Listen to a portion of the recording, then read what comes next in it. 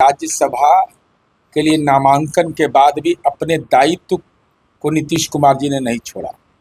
यह राजनेताओं को सीखना चाहिए। निशांत कुमार का कहना है कि हमारी माँ ने हमको संस्कार दिया, पिता के नाम से गौरव होता है, और उधर है कि माँ बाप ने जो गलती किया है तो माफ कर दीजिए। माननीय तेजस्वी यादव विधानसभा चुनाव 2025 के बाद जनता के जनादेश पर कोई भी राजनीतिक प्रतिक्रिया नहीं। यह विपक्ष के नेता के रूप में या एक राजनीतिक दल के प्रमुख होने के नाते, चूंकि सौंप तो दिया आपको चाबी, तो जुबान से आवाज ही नहीं निकला। अब स्वाभाविक सवाल है, जब राज्यसभा का चुनाव हुआ रहा था, हठधर्मिता का परिचय देके उम्मीदवार बना दिया और राजनीतिक हलाल कर दिया। माननीय मुख्यमंत्री नीतीश कुमार जी की पार्टी जनता दलियों ने हज भवन में दावते इफ्तार दिया, और इसी बीच के कालखंड में पूर्व में माननीय निशांत कुमार ने जनता दलियों की सदस्यता ग्रहण की। तो पिता और पुत्र में मिलन होता है। संस्कार कैसा है? पुत्र राजनीति में जो परिपाटी है उसके तहत अपने पिता का सम्मान करते हुए दिखाई पड़ रहे हैं, और पिता सम्मान का जवाब दे रहे हैं।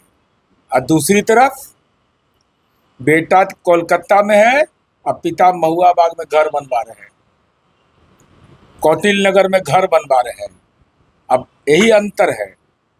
निशांत कुमार का कहना है कि हमारी माँ ने हमको संस्कार दिया, पिता के नाम से गौरव होता है, और उधर है कि माँ बाप ने जो गलती किया है तो माफ कर दीजिए। तो एक नया परिदृश्य कल दिखाई पड़ा दावते इफ्तार में। यह सब के लिए सुकून भरी खबर है। शिवानंद तिवारी और रामकृपाल यादव तेजस्वी यादव को रणछोड़ बताए हैं। विधानसभा हारे थे और फिर राज्यसभा में उनका टिकट हारा, तो फिर कोलकाता घूम रहे हैं, इसलिए उनको रणछोड़ बोला जा रहा है। माननीय तेजस्वी यादव विधानसभा चुनाव 2025 के बाद जनता के जनादेश पर कोई भी राजनीतिक प्रतिक्रिया नहीं दी। यह विपक्ष के नेता के रूप में या एक राजनीतिक दल के प्रमुख होने के नाते, चूंकि सौंप तो दिया आपको चाबी, तो जुबान से आवाज ही नहीं निकला। तो अब स्वाभाविक सवाल है, जब राज्यसभा का चुनाव हुआ रहा था, हठधर्मिता का परिचय देके उम्मीदवार बना दिया और राजनीतिक हलाल कर दिया एडी सिंह को, और यहाँ से चल पड़े कहाँ? कोलकाता। लेकिन नेपाल जाता है तो कपाल साथे जाता है। पहुँच गए गुवाहाटी, मौसम खराब हुआ। क्योंकि राजनीति में जब मिजाज खराब होता है ना, तब प्रकृति भी परीक्षा लेती है। अब गुवाहाटी से, क्योंकि वो बोले हैं कि मंत्र का असर है, तो वहाँ गुवाहाटी में माँ कामाख्या का पीठ है। अब वहाँ गए हैं, या वहाँ से 100 किलोमीटर दूर एक मयंक जगह है जहाँ मैंने 100 किलोमीटर है, वहाँ जादू टोना सीखता है, तो हो सकता है वहाँ चले गए हों। तो माननीय शिवानंद तिवारी जी हो, माननीय रामकृपाल यादव जी हो, ये लोग तो बचपन से देखे हैं कि उच्छृंखल व्यक्तित्व था, तो राजनीति में उच्छृंखल हो गए।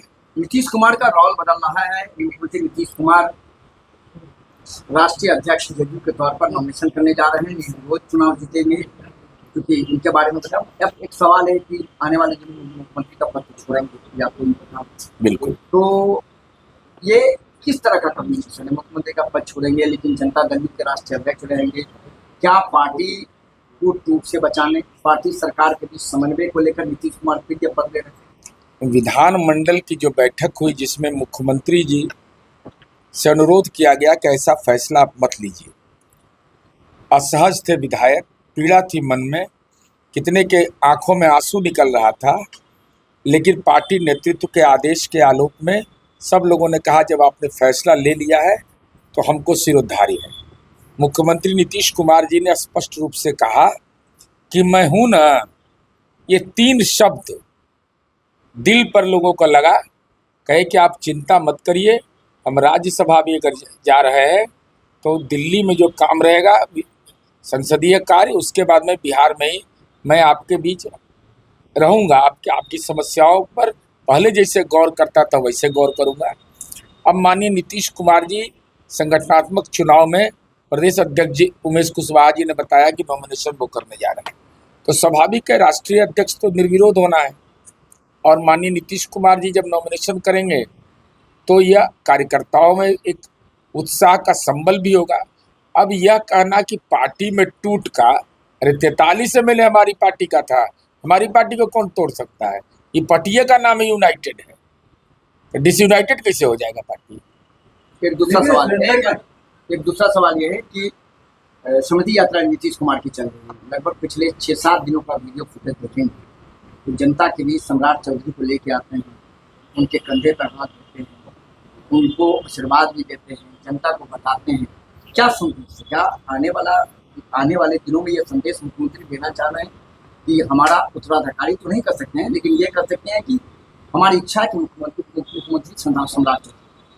सबसे महत्वपूर्ण सवाल है कि राज्यसभा के लिए नामांकन के बाद भी अपने दायित्व को नीतीश कुमार जी ने नहीं छोड़ा। यह राजनेताओं को सीखना चाहिए कि जब तक पद पर हैं तब तक काम करते रहेंगे, चैन से न रहेंगे न चैन दूसरे को लेने देंगे, क्योंकि चैन में जहाँ जाएगा तो विकास का रथ रुक जाएगा। अब इस दौर में माननीय नीतीश कुमार जी ने माननीय सम्राट चौधरी जो राज्य के माननीय उप मुख्यमंत्री हैं, उनको आशीर्वाद, स्नेह, प्रेम और जनता की अदालत में भी उन्होंने दिया। अब इसका राजनीतिक अर्थ क्या है यह तो मैं नहीं बता सकता हूं, लेकिन नीतीश कुमार जी का स्नेह सम्राट चौधरी जी के प्रति दिखाई पड़ा। सर, एक सवाल है, सुरेंद्र यादव ने कहा है कि पार्टी में भगदड़ मचने वाली है और नीतीश के जाते ही भगदड़ मच जाएगी, टूट जाएगी, नहीं तो मैं राजनीति छोड़ दूंगा। नहीं, सुरेंद्र यादव जी के बारे में हमसे मत पूछिए, वो झंझरा स्पेशलिस्ट है। तो ऐसे लोगों पर का बयान का कोई महत्व नहीं है। 35 साल का अपना तो किला ढा लिए, राजद का किला बचा लेंगे। 35 वर्ष तक के जो आदमी अपने बेलागंज विधानसभा क्षेत्र प्रतिनिधित्व करता रहा, लगातार हार का सामना करना पड़ रहा है। अरे जनता दलियों में टूट होगा, फैसल रहमान के टूट पर क्या बोलना है सुरेंद्र यादव जी? फैसल रहमान आपके दल के विधायक हैं, 25 विधायक आपके हैं। माननीय तेजस्वी यादव में नैतिक बल नहीं है कि लिख के विधानसभा अध्यक्ष को दे दें। अगर देंगे तो 24 पर आ जाएंगे, 24 पर आएंगे तो विपक्ष के नेता नहीं रहेंगे। साथ ही साथ आपने यह अपरोक्ष रूप से फैसल रहमान के बारे में कह दिया कि धन तंत्र का प्रभाव हुआ है। क्या एक मुसलमान रमजान के महीने में अपनी अम्मी के बीमार होने की बात कहता, उस पर आपको भरोसा नहीं? आपने अपरोक्ष रूप से मुसलमान होने के नाते आपने उनके ईमान पर सवाल खड़ा कर दिया। मुसलमान ईमान नहीं बेचता है, मुसलमान अपने ईमान पर कायम रहता है।